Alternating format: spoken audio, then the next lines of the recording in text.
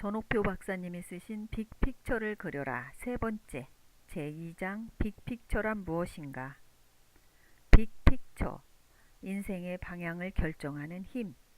2013년 초 아침 6시도 안 된 시간인데 삼성전자 서초 사옥에는 그룹 미래 전략실과 임원들이 속속 모여들었다. 미국 라스베거스에서 개최된 CES 2013 글로벌 가전 전시회를 참관하고 막 돌아온 삼성전자 부회장 사장 역시 그 속에 있었다. 여독을 풀기도 전에 업무 보고와 회의가 이어졌다. 삼성전자는 지난해 거둔 경이적인 실적을 축하하기는커녕 이건희 회장의 신년사를 통해 위기의식을 강조했다. 중국은 경제대국으로 성장했고 일본의 기술력도 여전합니다. 이런 상황이라면 10년 안에 삼성의 모든 사업이 사라져버릴지도 모릅니다. CES 이후 위기감이 더욱 짙어졌다. 세계 전자업계의 기술력과 트렌드를 보여주는 이 전시회에서 일본과 중국 업체들의 공세가 예상을 뛰어넘었던 것이다. 일본의 소니는 위기라고는 하지만 뛰어난 사양의 차세대 제품을 내놓았고 파나소닉과 샤프 역시 새로운 기술력을 선보였다. 중국의 추격 속도 역시 놀랄 정도였다. 짝퉁의 나라에서 기술력으로 승부하는 나라가 되고 있었다. 저가, 저사양은 옛말이 된 지 오래였다. 이건희 회장의 멘트가 바뀌기는 하지만 삼성은 여전히 10년 후 삼성을 이끌어갈 아이템을 찾고 있다. 생각해보면 삼성, LG, 현대, SK 등 대기업마다 미래 전략실을 두고 있다. 부서의 이름은 조금씩 달라도 하는 일은 모두 같다. 앞으로 기업을 이끌어갈 미래 동력, 미래의 사업 아이템을 찾는 것이다. 당신에게는 자신만의 미래 전략실이 있는가? 기업 후 10년 후 미래를 걱정하기 이전에 자신의 10년 후 미래를 진지하게 고민하고 있는가? 나는 위닝 경영연구소를 통해 많은 기업과 민간단체를 상대로 경영 컨설팅을 하고 개별적으로 찾아오는 대학생, 직장인들의 고민을 함께 나눴다. 좀 더 많은 실적을 쌓으려는 고민부터 진로 문제, 상사나 동료와의 갈등 등 여러 가지 문제에 대해 나름대로 답을 제시하면서 결국 이 모든 것이 하나의 주제로 모아진다는 것을 깨달았다. 인생에 큰 그림이 있는가?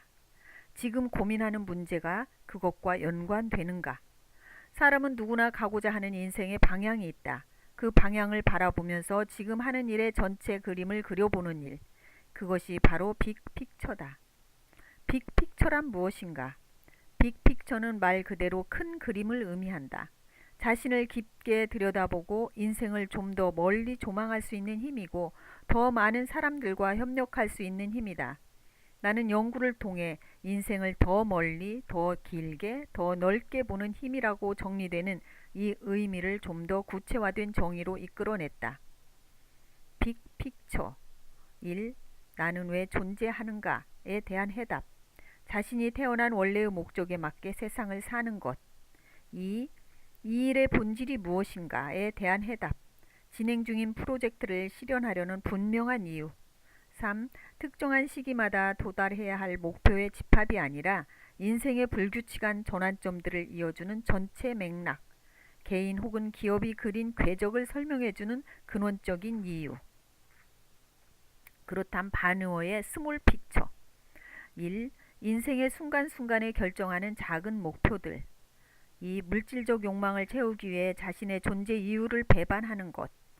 3. 자신의 빅픽처가 아닌 타인의 빅픽처를 위한 도구가 되는 것. 이렇게 설정된 빅픽처는 4가지 요소로 구체화된다.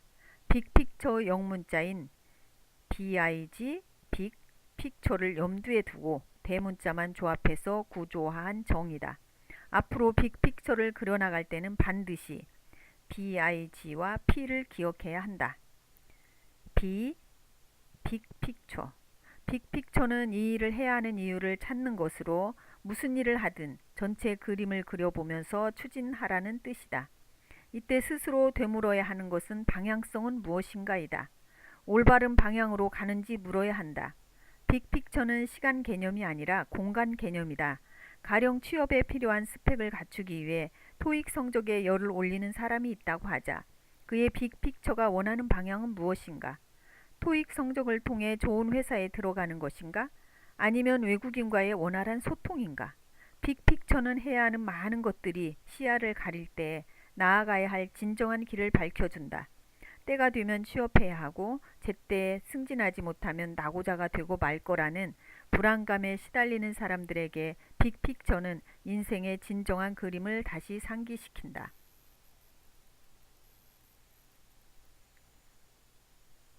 빅픽처는 인생의 어느 시점에는 어떤 위치까지 도달해야 하고 다시 언제까지 무언가를 이루어내지 못하면 패배자가 된다는 강박관념이 아니다. 개인의 인생, 기업의 역사 속에서 실현해 나가야 하는 궁극적인 큰 방향성이다. 따라서 빅픽처를 결정할 때 염두에 두어야 하는 것은 추상적 가치다. 사람은 필요에 의해서만 움직이는 동물이 아니다. 가치가 있어야 한다. 내가 이 일을 해야 하는 이유가 분명해야 동기가 유발된다. 같은 이유로 모든 기업에는 자신만의 존재 이유, 즉 빅픽처가 있다. 페이스북은 왜 만들어졌나? 애플과 마이크로소프트는, 농심이라는 회사는 이 세상에 왜 존재하는가? 신라면과 새우깡을 팔려고? 아니다. 농심의 목표는 고객의 건강이다. 농심은 건강한 식품을 만들어서 고객의 건강과 행복을 실현한다는 빅픽처를 가지고 있다. 현대 기아자동차의 빅픽처는 무엇인가? 소나타와 K 시리즈를 많이 파는 것만은 아닐 터다. 현대 기아자동차의 빅픽처는 더 좋은 기술을 개발해서 인류 사회에 이바지하는 것이다. 한마디로 빅픽처는 우리의 존재 이유를 찾는 것이다. 우리의 존재 이유는 영어를 잘하고 중국어를 잘하는 등 스펙을 쌓아서 연봉이 높은 자리에 올라가는 것이 아니다. 당신이 이 땅에 태어난 이유가 고작 서울에 집을 사고 연봉 1억을 받는 것은 아니지 않는가? 당신을 도구적 삶에 매몰되지 않도록 붙잡아 주는 것이 바로 비의 힘이다. I.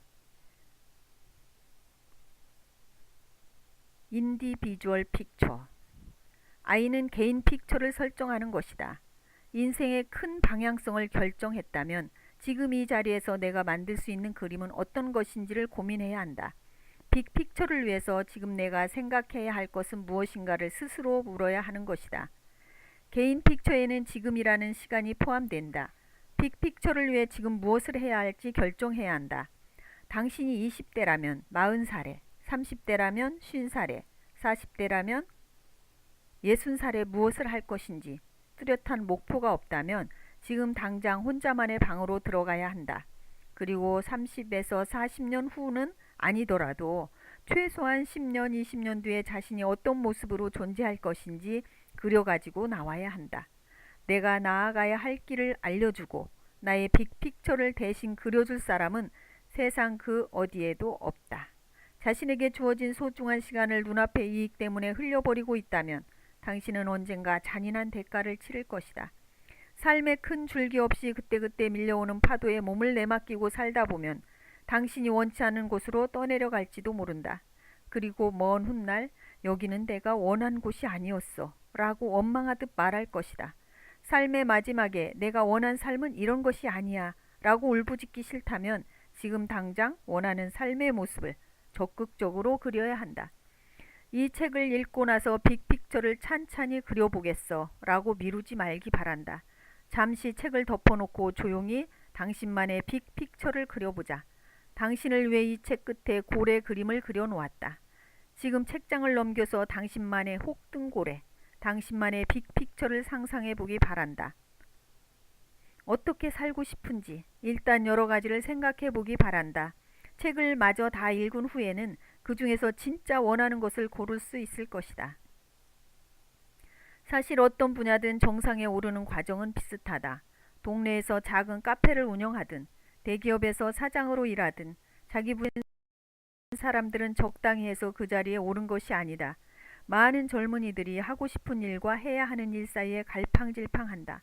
나는 그때마다 단호하게 하고 싶은 일을 하기 위해 해야 하는 일을 먼저 하라고 말한다. 그러면 학생들은 하고 싶은 일을 포기한다면 그건 빅픽처를 배반하는 일이잖아요 라고 반박한다. 그런데 그런 말은 어려움을 회피하려는 핑계일 뿐이다. 상식이 있다면 잠시만 생각해도 알아차릴 것이다. 가령 여행을 통해 전 세계인을 한마음으로 잇겠다는 빅픽처를 가졌다고 하자. 빅픽처를 위해서는 일단 여행을 많이 다녀봐야 하고 그 경비를 마련하기 위해서는 돈부터 벌어야 한다. 또한 여행을 다니며 현지인과 제대로 소통하려면 영어 등 외국어를 배우는 것이 좋다. 여행 자체는 즐겁지만 돈 버는 건 결코 즐겁지만은 않은 일이다. 외국어를 꾸준히 공부하는 건 역시 쉽지 않은 일이다. 그러나 여행이라는 하고 싶은 일을 하기 위해서는 매일 카페에서 서빙을 하든 공사장에서 막노동을 하든 해야 하는 일을 하는 시간이 필요하다. 해야 하는 일을 잘 끝낸 사람은 하고 싶은 일을 할 때 훨씬 더 기뻐하고 즐거워한다. 그것을 위해 지불해야 했던 힘든 대가를 잘 알기 때문이다. 개인 픽처를 그리는 일이란 빅픽처를 위해 지금 해야 할 일을 선택하는 것이다. G. 그룹 픽처. 그림 그리기를 좋아하는 제이는 국내 굴지의 대기업 기업 문화팀 차장이다. 공대를 나와 처음에는 연구직에서 일했지만 자신이 사람들과 소통하는 것을 즐기며 문화에 관심이 많다는 걸 깨닫고 보직 변경을 신청해서 기업 문화팀으로 이동했다. 그는 40이 넘으면서 갑자기 그림을 그려야겠다고 생각했다.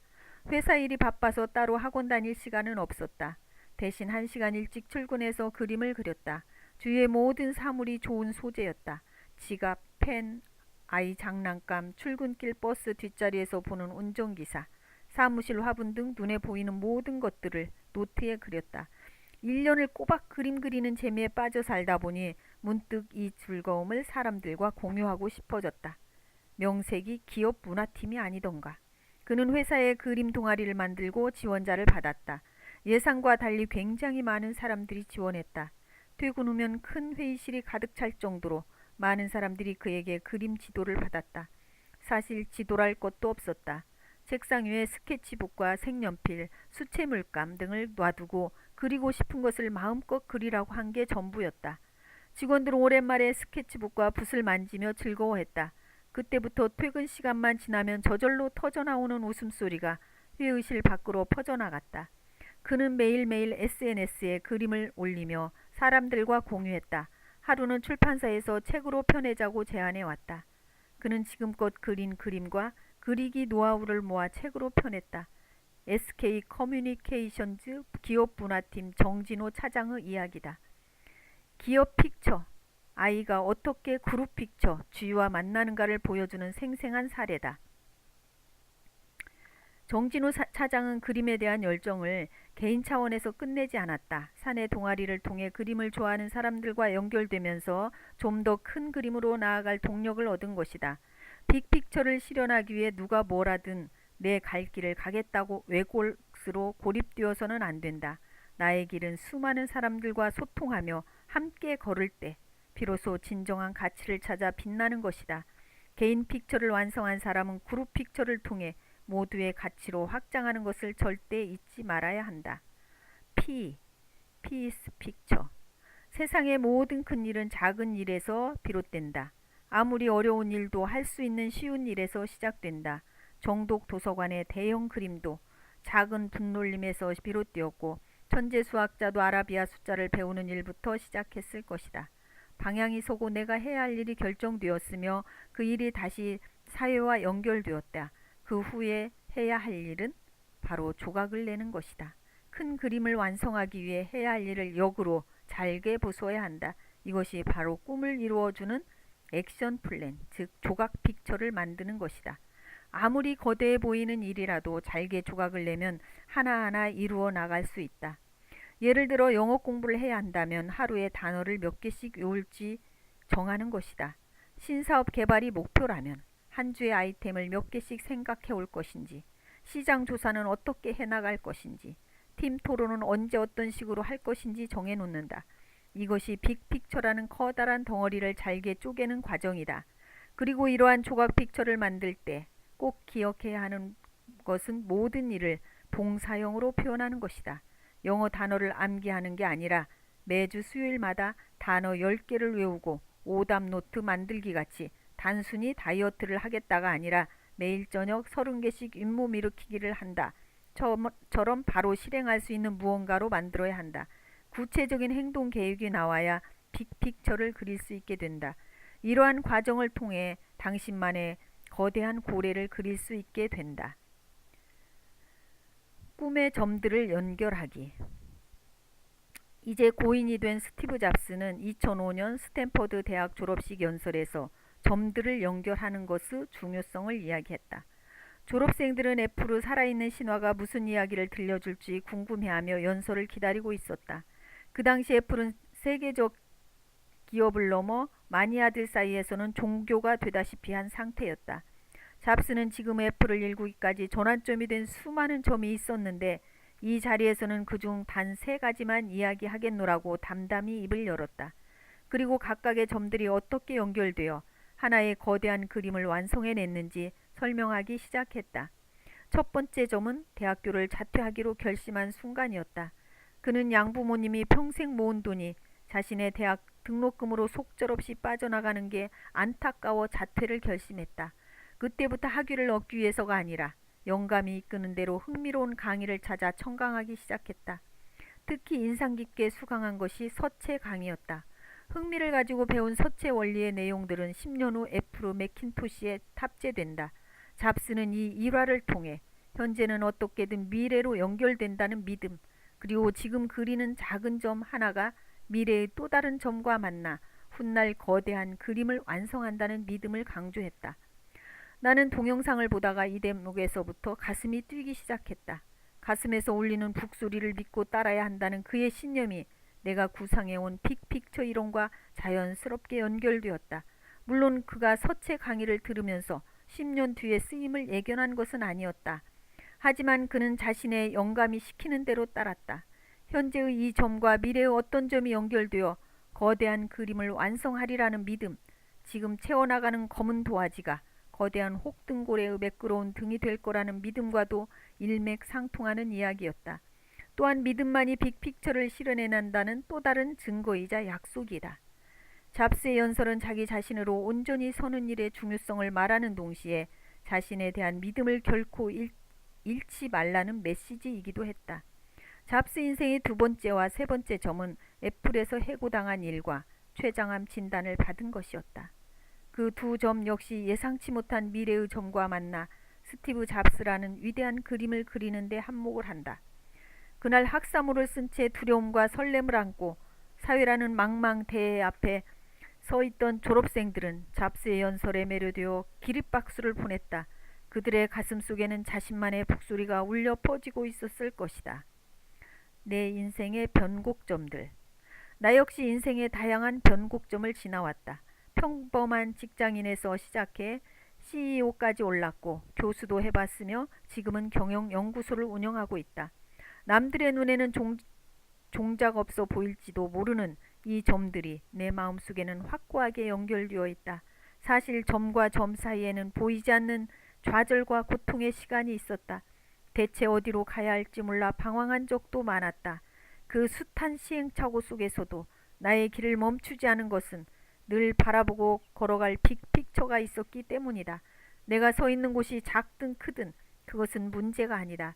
내가 이 세상에 가치 있는 존재로서 다른 사람들에게 선한 영향을 주고 나의 도움으로 성공하는 사람이 생긴다면 그것으로 만족한다는 신념이 굳건했기 때문에 힘든 순간들을 견뎌낼 수 있었다.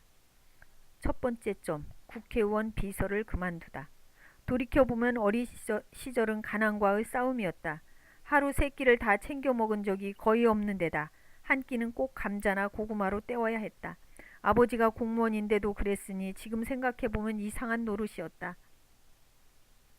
동네 사람들도 겉모습만 볼 뿐 우리 집의 실제 형편은 알지 못했다. 초등학교 때는 가난한 집 아이들에게 무료 급식이 나왔는데 나는 아버지가 공무원이다 보니 당연히 해당이 안 됐다. 사실 아버지는 워낙 친구와 술을 좋아하다 보니 집안 살림을 제대로 돌보지 않았다. 그래도 집안 형편이 어려워 대학 진학을 포기하는 고등학교를 졸업하자마자 취직하는 게 큰 자랑이던 시절에 어렵지만 대학까지 갈 수 있었으니 그나마 다행이었다. 대학을 졸업하고 가장 먼저 한 일은 국회의원 비서였다. 역시 주민들을 위해 헌신한다는 점에서 지역구 국회의원의 비서는 나의 빅픽처를 그려나갈 수 있는 직업이라 생각했다. 일반 직장에 들어간 대학 동기들보다 월급도 많고 시간 활용이나 대우도 좋은 편이라 매력있는 직업이었다. 그러나 업무에 익숙해질수록 머릿속에는 권모술수라는 단어만이 뙬아리를 틀었다. 주변에는 정치를 만능 도깨비 방망이처럼 생각하는 사람이 대다수였다. 자식을 대기업에 취직시켜달라는 사람부터 무작정 소송해서 이기게 해달라는 사람까지 오직 남을 이기고 군림하기 위한 부탁과 청탁이 난무했다. 사람들은 국회의원이 모든 문제를 초법적으로 해결해 줄 거라는 기대를 품고 자신의 소중한 한 표와 행사하기 위해 사무실을 찾아왔다. 나는 빅픽처와 멀어져 간다는 마음속에 경고음을 듣고 있었다. 마침내 그 소리가 한계에 이르렀다고 느꼈을 때 더 이상 그 자리에 머물러야 할 이유를 찾지 못했다. 돌이켜보면 정치판에서의 여러 가지 값진 경험들이야말로 나의 새로운 빅픽처를 나가는데 큰 전환점이 되었다. 두 번째 점, 삼성에 입사하다. 모두가 가난한 시대인데다 먹고 사는 일이 최고 관심사인 시절이었다. 대기업에 들어가면 다들 출세했다고 부러워하기도 했다. 나는 삼성의 신입사원으로 다시 출발하면서 주변의 부러움을 사고 간간히 일 잘한다는 칭찬도 들었다. 그때마다 사람들에게 선한 영향력을 주며 사는 인생처럼 느껴졌다. 그래서 대기업에 들어오니 평생 직장으로 여기고 치열하게 일하겠다고 다짐했다. 일은 어려웠지만 재미도 있고 보람도 컸다. 거래처나 고객사들과 함께 당면한 문제를 해결하고 나라는 개인의 영향력으로 인해 우리 팀이 우리의 사업이 좀 더 확장되고 성장하는 모습에 짜릿한 전율마저 느꼈다. 치열한 경쟁과 선두다툼, 철저한 성과주의 속에서 임원으로 성장했다. 그런데 하는 일마다 좋은 성과가 나다 보니 차츰 교만이 싹트기 시작했다. 누구에게나 항상 배울 점을 찾고 겸손했던 내가 어느새 편협하고 이기적으로 변해가고 있었던 것이다. 모든 것을 이해관계로 생각하면서부터 사람들을 잘 믿지 못했다. 내가 원하던 삶에서 멀어져 간다는 생각에 밤마다 괴로웠다. 대기업 임원으로 있는 한 숨가쁜 경쟁과 성과주의를 피할 도리가 없었다. 대기업 임원이 아닌 다른 방법으로 내 삶의 이정표를 따라갈 방법은 없을까? 어머니와 약속했던 선한 영향력을 주는 사람이 되겠다는 빅픽처가 머릿속에서 떠나지 않았다. 나는 계속 고민했다. 선택은 늘 고민을 동반한다. 굴지의 대기업 임원이라는 지위가 주는 안정성과 새로운 도전이 주는 설렘 사이에서 저울질하며 30년 넘게 다니던 직장을 떠나기까지 치열한 고민이 있었다. 나는 고민하고 또 고민했다. 그러다가 문득 내가 문제에 너무 가까이 서 있다는 것을 깨달았다. 그때부터 하나씩 내려놓고 한 걸음씩 물러서기 시작했다. 그제야 비로소 큰 그림이 보였고 나는 마음이 시키는 방향을 따르기로 했다. 세 번째 점, 삼성의 임원직을 포기하고 CEO가 되다. 삼성의 임원직을 그만두고 적자에 허덕이는 기업의 대표로 들어갔다. 직원들이 행복한 직장인들의 천국을 만들자는 모토로 설립한 회사인데 몇 년 전부터 적자를 벗어나지 못했다. 어디서부터 혁신을 해야 할지 도저히 감이 잡히지 않았다. 하지만 삼성에서 배운 것, 대학원을 다니며 공부한 많은 경영 전략을 이곳에서 활용하고 싶었다. 시간이 흐르면서 겉으로는 웃지만 속은 새카맣게 타들어가는 하루하루가 지나갔다. 이 많은 직원들을 어떻게 먹여 살릴 것인가. 일단 직원들의 생계부터 안정시켜야 선한 영향을 주든 말든 할 것이 아닌가. 선한 영향력이라는 방향을 가지고 남아있는 모든 힘을 쥐어짜서 총력을 기울였지만 단기간에 이익을 내는 데는 한계가 있었다. 단기간에 이익을 창출해낼 새로운 블루오션을 찾아야 했던 나는 고심 끝에 출판 사업을 시작하기로 했다. 초기 투자 비용으로 수십억 원이 필요했기 때문에 그룹 기획실에 재가를 요청했다. 그런데 그룹의 대다수 임원들이 반대했다. 특히 기획실에는 국내 출판사의 절반 이상이 적자 기업이며 몇몇 대형 출판사 외에는 진입 장벽이 높아서 제대로 된 실적이 나올 수 없다는 이유로 강력하게 반대했다. 출판이야말로 대표적인 레드오션이라는 것이었다. 같은 대상을 바라보면서도 현실 인식은 완전히 달랐다. 이런 경우 믿음의 차이만 남을 뿐인데 결과적으로 내 믿음의 크기가 훨씬 컸다. 나는 초기 투자 비용이 많이 들겠지만 최고의 인재를 통해 최고의 기업을 만들겠다는 확신을 가지고 반대하는 임원들을 한 사람씩 설득한 끝에 출판을 신사업 영역으로 끌어들일 수 있었다. 그런데 출판 사업이 단기간에 이익을 낼 거라는 내 예측은 맞지 않았다. 밑빠진 노개물 붓듯이 비용은 계속 들어갔지만 이익은 좀처럼 창출되지 않았다. 새로운 직원들을 영입하면서 이익금의 30%를 인센티브로 주겠다고 약속했는데 계속 적자다 보니 직원들 볼 면목도 없고 난감하기 짝이 없었다. 출판 경기가 어려운 터라 외국 대형 베스트셀러를 들여와서 출간해도 잘 팔리지 않았다. 대한민국 최고의 편집자들을 영입했건만 이익이 안 나니 회사는 물론 나도 난감한 상황에 처할 수밖에 없었다. 그런데 해결책은 엉뚱한 데서 나왔다. 공교롭게도 내가 쓴 이기는 습관이 업계에서 말하는 대박이 난 것이다. 회사가 어려운 상황에서 나는 정말 배수진의 각오로 글을 썼고 직원들은 대표의 책이어서가 아니라 최고의 책을 만들겠다는 일념으로 최고의 정성을 들여 만들었다. 돌이켜 생각해보면 이기는 습관은 삼성에서 경험한 일을 바탕으로 쓴 것이니만큼 출판사를 설립한 일이나 책을 낸 것이 단순한 우연은 아닐 것이다. 그야말로 스티브 잡스가 이야기한 꿈의 점들이 연결된 것이었다. 책을 내리라고는 꿈에도 생각지 못한 내가 출판사 CEO가 되고 베스트셀러 저자가 된 것은 그동안 충실하게 그려온 꿈의 점들이 있기에 가능한 일일 터다. 내 책이 회사 경영에 큰 영향을 미치고 다른 책들도 판매 수익이 늘어나면서 적자 구조가 서서히 흑자 구조로 돌아서기 시작했다. 이후 계속된 경영 혁신의 결과가 성과로 이어지면서 회사는 급성장해 나갔다. 책이 베스트셀러가 되자 강연이 쏟아져 들어오기 시작했다. 강연을 할 때마다 책 판매가 늘어나니 강연을 안 할 수가 없었다. 회사 밖에 있는 날들이 계속되면서 이대로는 경영에 전념할 수 없겠다는 생각이 들었다. 엉뚱하게도 나의 빅픽처는 나를 또 다른 지점으로 데려가고 있었던 것이다. 네 번째 점, 숭실대 경영학부 전임 교수가 되다. CEO는 회사를 책임지는 사람이다. 직원, 제품, 마케팅 등 갖가지 선택의 최종 결정자가 자리를 오래 비우면 경영에 공백이 생길 수밖에 없다. 회사는 계속 승승장구했지만 나는 CEO 자리에 계속 있을지 새로운 도전을 해야 할지 고민하기 시작했다. 강연은 이전에도 종종 해왔지만 책이 나온 뒤에 하는 강연은 또 달랐다. 강연이 끝나고 사람들이 쏟아내는 질문에 하나하나 대답해 줄 때마다 서로 교감하면서 얻은 배움과 희열이 상당히 컸다. 결국 내가 가진 많은 것을 내려놓기로 결심한 나는 CEO 자리에서 물러나 대학으로 발길을 돌렸다. 강연을 통해 많은 젊은이들과 이야기하면서 내 경험이 그들에게 도움을 줄 거라는 확신이 생겼다. 나는 숭실대 경영학부 전임 교수로 새로운 인생을 시작했다. 물론 쉽지는 않았다.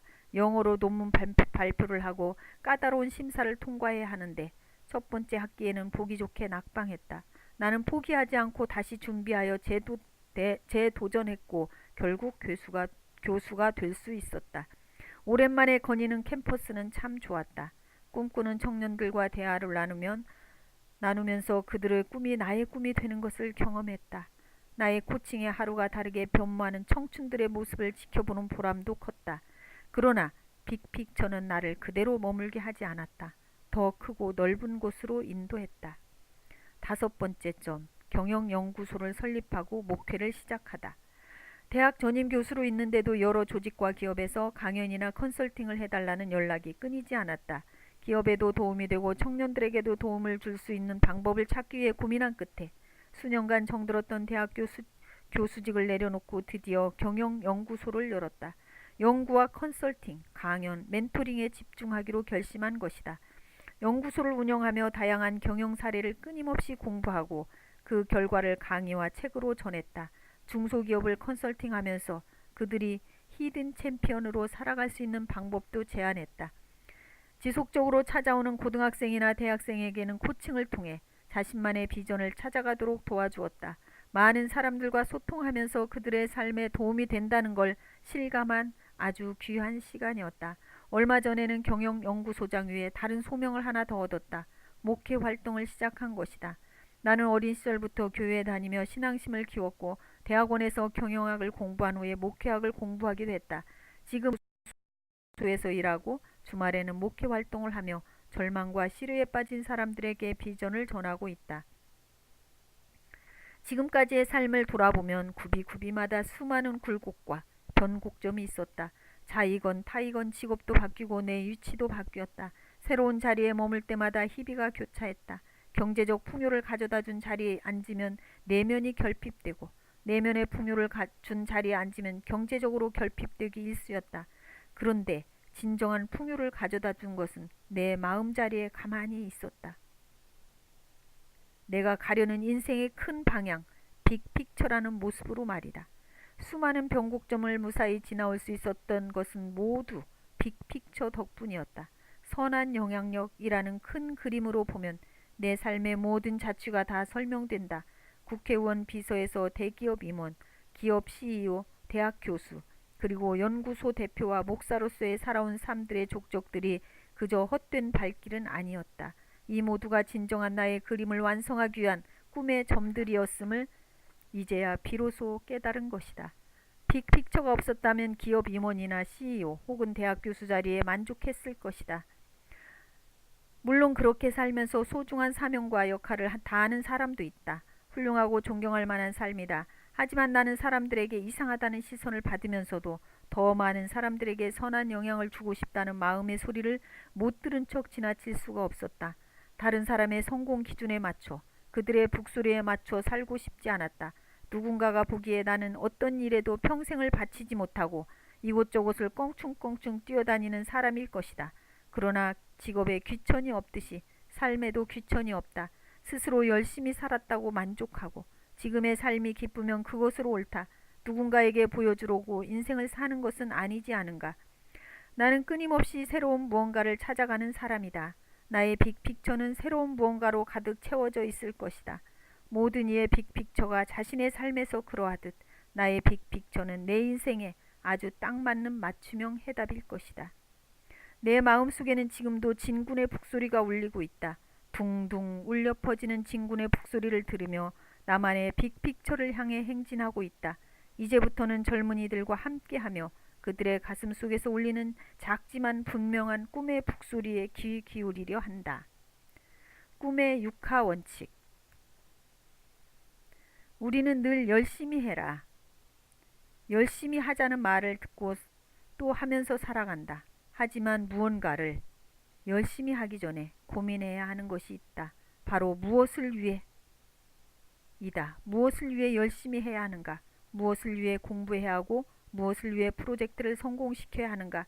이런 근원적인 물음이 먼저 서지 않으면 살아가는 이유를 잃고 지칠 때마다 마음 둘 곳이 없이 헤매게 된다. 우리나라의 자살률은 인구 10만 명당 33.8명으로 OECD 국가 중 1위다.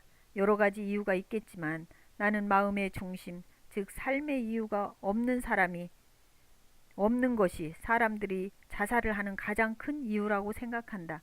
무엇을 위해 사는지 모르면 왜 사는지도 모르게 된다. 아무리 작은 일일지라도 그 일을 해야 하는 이유가 분명하면 인생의 큰 방향을 찾을 수 있다. 인생 전체를 한눈에 조망한 다음에야 부분을 보는 남다른 능력이 생기는 법이다. 구글 어스에서 자신이 사는 곳을 찾아보면 그 상세함에 깜짝 놀라게 된다. 자기 집에서 동네로, 지역구로, 다시 한강을 경계로 강남북이 갈라지는 것을 확인하면서 끊임없이 물러서 보자. 그렇게 거인의 시선이 되면 비로소 자신이 진정 어디에 있는지 보인다. 지금은 어떻게 보다 어디에가 더 중요한 시대이다. 어떻게 해야 하는가를 아는 것만으로는 경쟁력이 없는 시대가 되었다.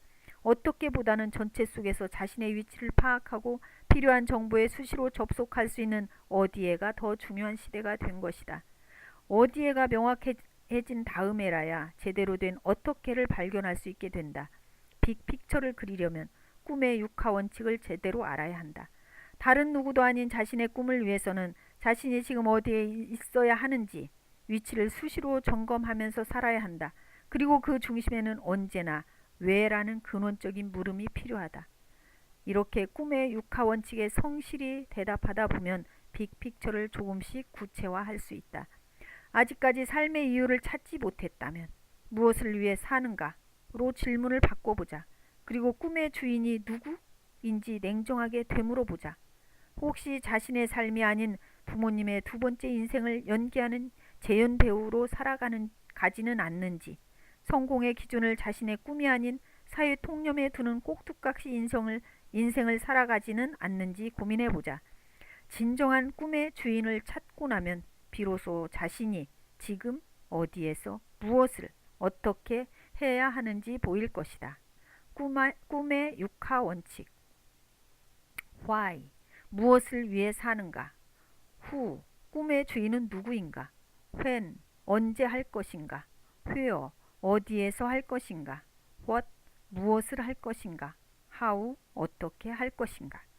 많은 사람들이 매일매일 성실하고 바쁘게 살아간다. 그러나 무엇을 위해 바쁘게 사는지 자신있게 대답하지 못하는 경우가 대부분이다.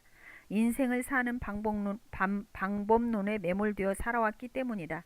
빅픽처에는 반드시 추상적 가치, 즉 사는 이유인 무엇을 위해가 들어가야 한다. 그냥 부자가 되는 것이 아니라 대학에 100억 원을 기부해서 가난한 학생들의 배움을 돕는 부자가 되겠다. 그냥 마케터가 되는 것이 아니라 고객 만족을 실현하는 마케터가 되겠다는 식으로 인생의 방향에 추상적 의미를 부여해야 한다. 그것이야말로 내가 하는 일의 가치를 찾으면서 삶의 의미를 잃지 않는 비결이다. 점을 찍는 사람과 점을 연결하는 사람. 대부분 사람들은 인생의 목표로 점 하나를 상정한다. 나는 의사가 될 거야. 나는 고시에 합격할 거야 등 어느 좌표 어느 지점에 도달하기 위해 노력하는 것과 인생의 빅픽처를 갖고 노력하는 것은 다르다. 빅픽처는 꿈의 점들이 서로 연결되어 만들어지는 거대한 그림이다. 빅픽처가 단순한 목표와 다른 점은 대략 세 가지로 정리된다. 첫째, 위대함으로 나아간다. 여기서 말하는 위대함이란 단순한 물리적 성취만이 아니라 정신적인 성취도 포함한다. 빅픽처를 그린 사람만이 위대함으로 나아갈 수 있다. 사람은 자신이 상상하지 못한 것을 향해 나아갈 수 없기 때문에 언젠가 수많은 사람들이 보람을 찾는 일터의 CEO가 될 거야 라고 마음먹은 사람은 CEO가 될 수도 있고 안 될 수도 있다. 반면 그런 마음을 먹어보지 않은 사람은 절대 CEO가 될 수 없다. 인류는 지금까지 상상해보지 않은 것을 이루어낸 적이 없다. 둘째, 시련에 강하고 평정심을 유지한다. 우리 삶에는 고통도 역경도 찾아올 수 있다. 빅픽처를 향해 가는 사람은 시련과 실패를 다시는 만회할 수 없는 일생일대의 고난으로 여기지 않는다. 삶을 긴 시선으로 보기 때문에 일희일비하지 않는 것이다. 현재의 상처가 살아가는 과정에서 겪어야 할 수많은 전환점 중 하나일 뿐임을 잘 알기 때문이다. 그러나 빅픽처가 없는 사람에게는 눈앞의 점 하나하나가 모두 큰 사건이다. 순간의 실수나 실패가 너무나도 크고 아프게 다가올 수밖에 없다. 지금 자신이 만든 점 하나가 인생의 전부라고 생각하기 때문에 좌절 또한 크다. 반면 빅픽처를 가진 사람은 결코 주저앉지 않는다. 지금 당장은 시련을 겪더라도 결국 인생은 자신이 원하는 방향으로 흘러갈 것임을 믿어 의심치 않기 때문이다. 셋째, 사회와 연결될수록 삶의 보람이 커진다. 빅픽처는 혼자서 그리는 것이지만 혼자만의 힘으로는 절대 완성할 수 없다. 기업에서 작은 프로젝트 하나를 성공시키는데도 유관 업무 부서와 소통하고 설득하는 작업이 반드시 필요하다. 그 과정에서 내 삶의 좌표가 다른 이와 연결되고 그것은 또 다른 사람들과 연결되어 사회적 역할을 다하게 된다. 살아가면서 개인의 안위에 만족하는가, 지속적으로 삶의 기쁨을 느끼는 무언가를 찾는가는 빅픽처에 의해서 달라진다. 우리는 빅픽처를 통해 타인과 연결되고 영향력을 주고받는 위대한 삶을 살 수 있게 되는 것이다. 빅픽처를 현실화하는 5가지 동력. 세계에서 가장 오래된 화학회사인 듀폰은 창립 기념일에 타임캡슐을 묻는 전통이 있다. 2002년 창립 200주년 기념일에는 150주년 기념일에 묻은 타임캡슐을 꺼냈다. 그 속에는 회사와 관련된 각종 기록, 주요 제품과 함께 손으로 쓴 메모지 한 장이 있었다. 메모지에는 50년 뒤에 누가 이 캡슐을 열어보겠는가 라고 쓰여 있었는데 놀랍게도 그 글을 쓴 직원은 그때까지도 회사에 있었다. 새파란 20대 평직원이던 그는 어느새 머리 가득 흰서리가 내려앉은 임원이 되었다. 회장 메모지를 보며 말했다. 타임캡슐을 묻는 것은 그것을 열어볼 때까지 회사가 존재해야 한다는 철학적 의미를 갖고 있습니다. 듀폰의 300주년 기념일에도 누군가 오늘 묻는 이 타임캡슐을 꺼내보면 좋겠습니다. 듀폰이 200년, 300년 뒤를 꿈꿀 수 있었던 것은 끊임없이 머리를 맞대고 성장을 위해 고민을 해왔기 때문이다. 1998년 듀폰 그룹의 회장은 임원 50여 명을 모아놓고 전략회의를 진행했다. 화두는 앞으로 다가올 100년에 대한 그림이었다. 우리나라를 비롯해 아시아 국가들이 외환위기로 고전하는 등 한 치 앞도 내다볼 수 없는 위기 상황에서 듀포는 100년 후 미래를 꿈꾸고 있었다. 그 전략회의에서 나온 결론은 화학 중심에서 과학 전반으로 사업 영역을 넓히고 미국뿐 아니라 중국, 인도, 러시아, 동유럽 등지로 새롭게 진출하며 지속적으로 생산성을 높이자는 것이었다. 변화의 방향을 결정하자 모든 사업 체계를 그에 맞게 재조직했다. 새로운 방향성에 맞춰 사업체를 사고 파는 등 대대적인 구조 조정도 단행했다. 듀포는 다국적 기업이다.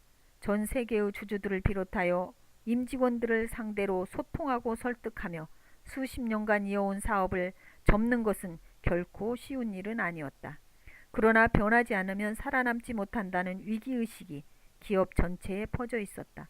듀포는 M&A를 통해 40%에 가까운 사업체를 바꾸는 큰 변화를 감행했고 마침내 성공을 이끌어냈다. 듀폰의 꿈은 1000년을 영속하는 기업인지도 모른다. 듀폰은 지금도 영원히 사라지지 않는 회사를 만들기 위해 새로운 성장 동력을 찾고 있다. 최첨단 기술력으로 인류에 이바지하면서 지속적으로 성장하는 회사. 그것이 바로 듀폰의 빅픽처일 것이다. 빅픽처를 지녔기 때문에 시대의 흐름에 맞춰 대대적인 수술을 감행하며 변화를 일으킬 수 있었던 것이다. 빅픽처를 그리는 5가지 힘. 빅픽처는 갖고 싶다고 바로 가질 수 있는 것도 아니고 하루나 이틀 정도 골몰한다고 바로 얻어지는 것도 아니다. 빅픽처는 오랜 시간 반복되는 행동의 결과로 얻을 수 있는 자기 본연의 인생 모습이다. 빅픽처는 꿈만 꾼다고 해서 우주의 기운이 몰려와 이룰 수 있는 무언가가 아니다. 자신의 빅픽처에 다가가기 위해서는 실제적인 행동이 필요하다. 여기 머릿속에 그린 추상적인 빅픽처를 현실의 구체적인 성과로 연결해주는 5가지 힘을 하나씩 살펴보자. 빅픽처를 현실로 만드는 5가지 힘. 관점, 자기 스스로를 깊이 들여다보는 힘. 목표, 그릴 수 있는 가장 큰 꿈을 꾸는 힘. 관리, 현실과 꿈의 간극을 조절하는 힘. 창의, 생각의 크기를 확장하는 힘. 소통, 더 많은 사람과 협력하는 힘. 첫째는 관점이다. 가장 먼저 자신이 어떤 사람인지 알아야 하기 때문에 내면으로 깊이 파고들 수 있어야 한다. 특징, 장점, 약점, 남들에게 보이기 싫은 모습, 남들이 알아줬으면 하는 부분까지 자신의 진짜 모습을 전방위로 통찰해야 하는 것이다. 이 과정은 생각보다 재미있을 수도 있고 반대로 아프고 처절할 수도 있다. 우리는 누구나 인생을 사는 동안 나란 존재는 무엇인가에 대해 진지하게 고민하는 시기와 맞닥뜨리게 된다. 이 시기를 일찍 겪을수록 방황의 시간을 줄이고 자신이 원하는 것을 제대로 실현할 수 있게 된다. 둘째는 목표다.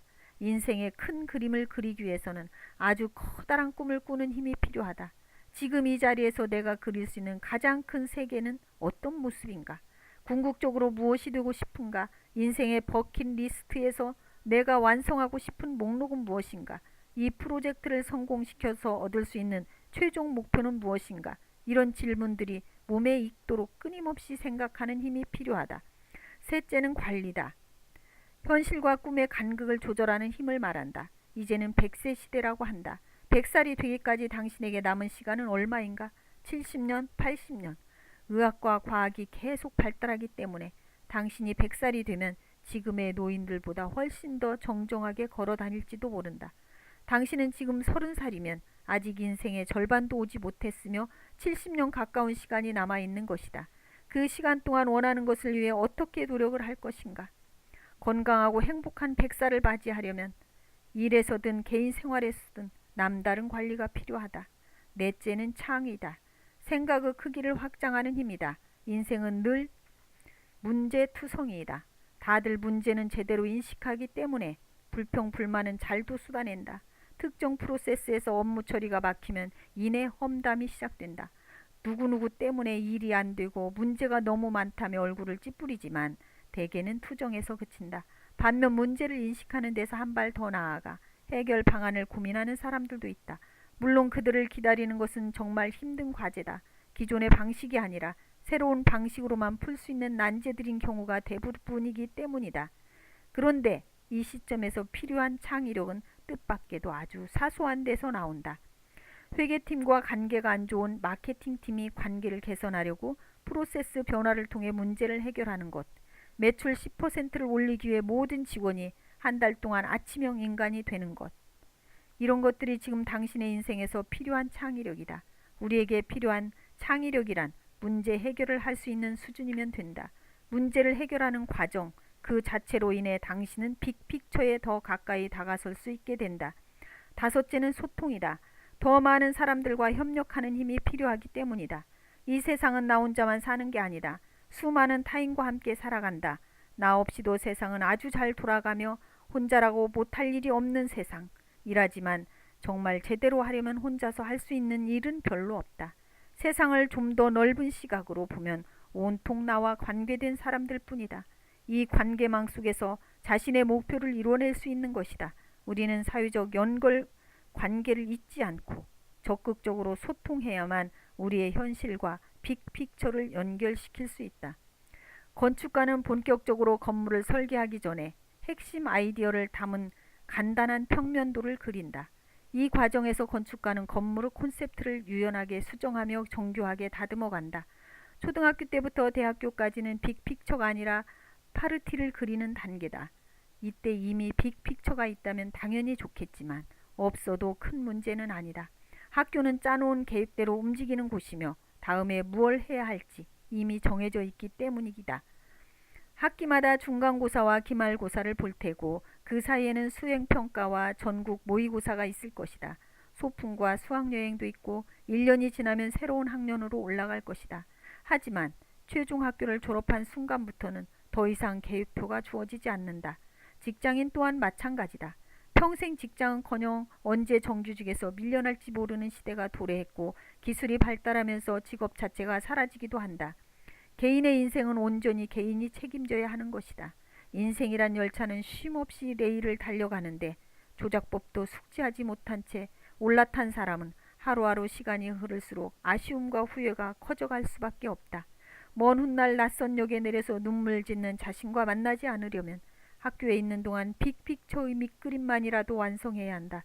청춘은 정말 청춘에 맡겨두기에는 너무나 소중한 시간이다. 나는 빅픽처가 모든 문제를 해결하는 만병통치약이라고는 말하는 게 아니다. 다만 우리의 탄생을 축하해준 가족들의 기쁨만큼이나 우리의 죽음을 애도의 눈빛으로 바라볼 친구들을 생각하며 상상만으로도 웃음이 번지는 아름다운 생의 그림에 대해 말하고 싶은 것이다. 삶의 중요한 고비마다 그 그림을 마주하며 스스로 더 나은 사람이 되자고 다짐하는 성실하고 아름다운 인생에 대해 말하고 싶은 것이다.